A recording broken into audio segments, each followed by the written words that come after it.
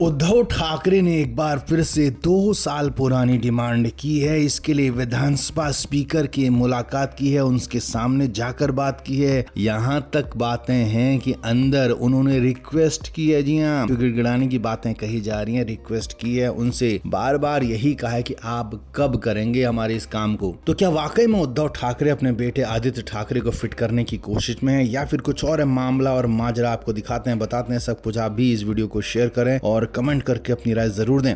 तो महाराष्ट्र में विधानसभा चुनाव को हुए 1.5 साल से ज्यादा का वक्त हो चुका है और इस साल दिसंबर नवंबर में अब 2 साल भी पूरे हो जाएंगे, लेकिन अभी तक महाराष्ट्र में विधानसभा में नेता प्रतिपक्ष को नियुक्त नहीं किया गया है। वो क्यों नहीं किया गया? क्योंकि उसके लिए शर्तें हैं और वो शर्तें कोई भी विपक्षी पार्टी पूरी नहीं करती है और इसीलिए बार बार उद्धव ठाकरे जाकर स्पीकर राहुल नार्वेकर से मिल रहे हैं, मुलाकात कर रहे हैं, रिक्वेस्ट कर रहे हैं, क्योंकि वो रिक्वेस्ट ही कर सकते हैं, दूसरा कोई विकल्प उनके पास फिलहाल नहीं है। और इस बार भी विधानसभा स्पीकर राहुल नार्वेकर के पास गए उद्धव ठाकरे और उनसे मुलाकात की, उन्हें याद दिलाया कि आपने अभी तक लीडर ऑफ अपोजिशन को नियुक्त नहीं किया है और आप इसे कर दें। उद्धव ठाकरे ने कहा कि मैं हर बार आता हूं आपके पास और आप कहते हैं हम जल्दी इसे करेंगे, लेकिन इसे कर नहीं रहे हैं। उद्धव ठाकरे की टोन रिक्वेस्टिंग टोन थी कि अब कर दीजिए, क्यों न कर दें। असल में पूरा मामला फंसा इसलिए है क्योंकि महाराष्ट्र विधानसभा में टोटल 288 सीटें हैं। बीजेपी ने 132 सीटें जीती तो शिवसेना शिंदे गुट ने 57 और एनसीपी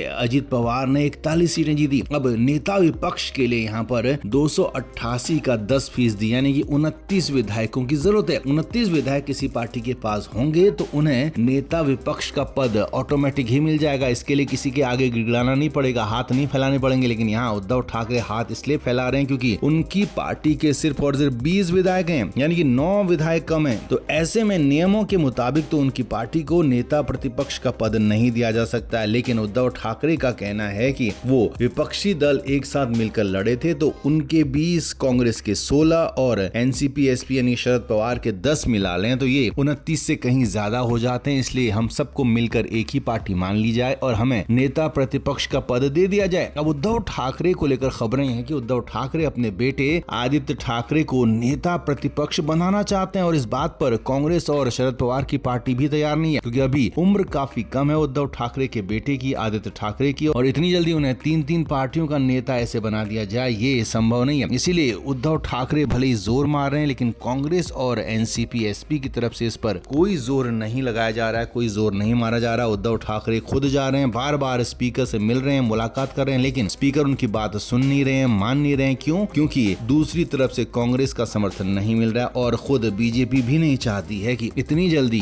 बिना किसी नियमों के पूरा किए इन्हें नेता प्रतिपक्ष का पद दे दिया जाए। तो कुल मिलाकर उद्धव ठाकरे बार बार जा रहे हैं, गिड़गिड़ा रहे हैं, लेकिन फिर भी उनका काम हो नहीं रहा और अभी आगे भी होने की संभावना बहुत कम नजर आ रही है। तो आपका इस पर क्या कहना है? आप भी कमेंट करके जरूर बताएं कि क्या उद्धव ठाकरे की पार्टी को नेता प्रतिपक्ष का पद मिल पाएगा। कमेंट जरूर करें, वीडियो को शेयर भी करें।